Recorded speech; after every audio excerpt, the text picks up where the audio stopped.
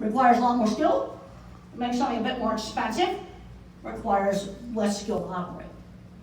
Okay, you gotta have non-slip flooring. I cannot emphasize that enough. You've got a steer on a grooming stand, and he's peed in there, and he's slipping like this, he's gonna be freaking out. You get these little slips like this, non-slip flooring.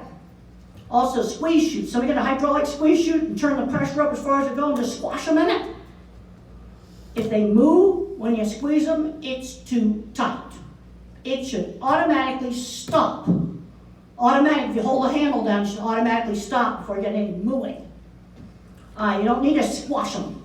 Also, some of your cheaper squeeze chutes, only one side squeezes. You gotta adjust those very carefully so you don't throw your animal off balance. Because they feel off balance, they're gonna fight. There's a very nice Double D family mat. I do not get a commission from the Double D family mat company. All right.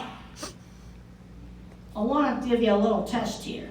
Raise your hand if you saw that that animal was looking at the sunbeam. Raise your hand.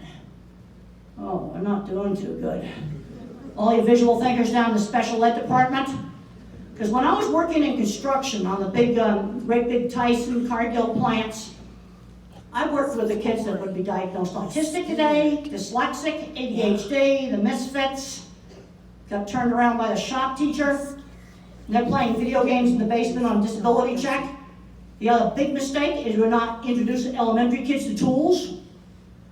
We're losing the clever engineering department. I'm very concerned about this.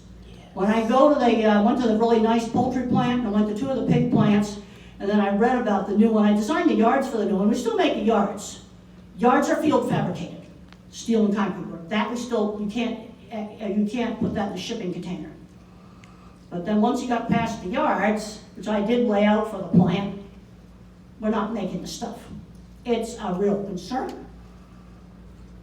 Okay, you measure, you monitor and you control things that you measure.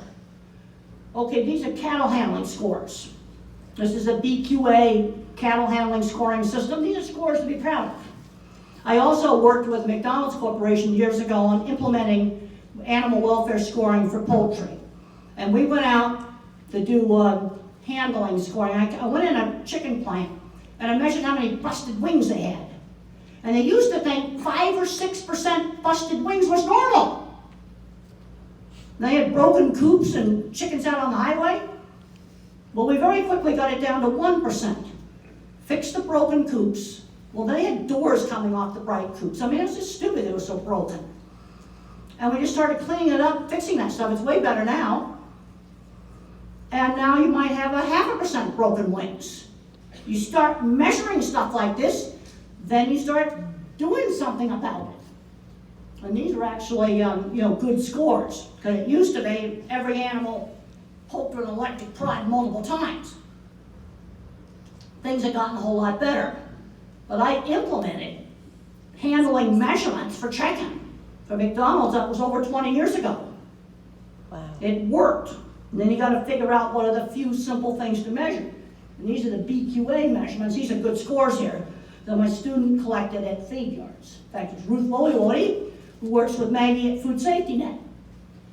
Now, we did the original research on cattle temperament, and it was just over 20 years ago, and we found that animals that scored a 4 that went completely berserk in a squeeze chute had lower weight gain.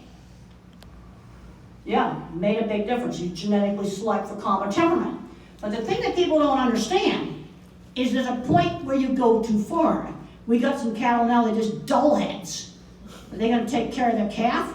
Are they going to get out and graze?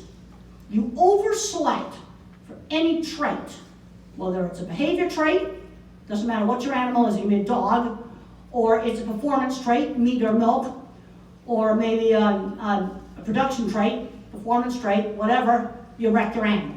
You will wreck your animal. Now, there's some things the poultry industry has done, and they haven't told anybody about it.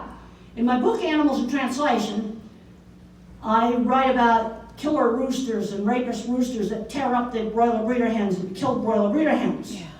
And when I first saw that, I'm going, you mean a rooster actually kills the hens? You know, the jungle fowl in the wild wouldn't be here to make the chickens we have today if the roosters were out there killing hens.